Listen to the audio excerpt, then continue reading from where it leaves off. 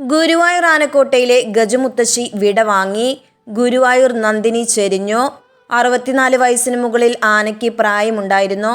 ഇന്ന് വൈകിട്ട് 3 മണിയോടെയാണ് ആന ചെരിഞ്ഞത്. 1964 മെയ് 9 നിലമ്പൂരിലെ പള്ളിയാലിൽ പി നാരായണൻ നായർ എന്ന ഭക്തനാണ് നന്ദിനിയെ ഗുരുവായൂരപ്പന് നടയിരുത്തിയത്.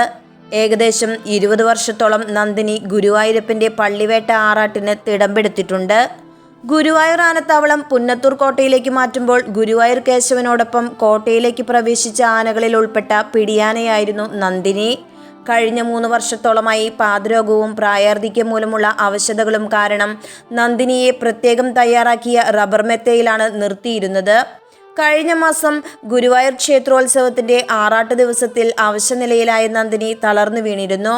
അന്ന് ക്രെയിൻ ഉപയോഗിച്ച് എഴുന്നേൽപ്പിച്ചു നിർത്താനുള്ള ശ്രമങ്ങൾ നടത്തിയിരുന്നെങ്കിലും വിജയം കണ്ടില്ല.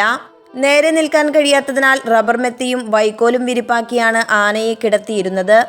3 വർഷത്തോളമായി പാദരോഗത്തിന് ചികിത്സയിലായിരുന്നെങ്കിലും ഇന്ന് വൈകിട്ട് 3 മണിയോടെ നന്ദിനി ആനക്കേരളത്തിൽ നിന്നും വിട പറഞ്ഞു. രാത്രിയോടെ ആനയുടെ ജഡം കോടനാട്ടേക്ക് കൊണ്ടുപോകും. പോസ്റ്റ്മോർട്ടം നടപടികൾ പൂർത്തിയായ ശേഷം നാളെ രാവിലെ 7 മണിയോടെ ആനയുടെ ജഡം സംസ്കരിക്കും. നന്ദിനി കൂടി ചെരിഞ്ഞതോടെ ഗുരുവായൂർ ആനക്കോട്ടയിലെ ആനകളുടെ എണ്ണം 37ആയി ചുരുങ്ങി. ആനക്കേരളത്തിൽ നിന്നും വിട പറഞ്ഞ ഗജമുത്തശ്ശി ഗുരുവായൂർ നന്ദിനിക്ക് പ്രണാമം അർപ്പിക്കുന്നു.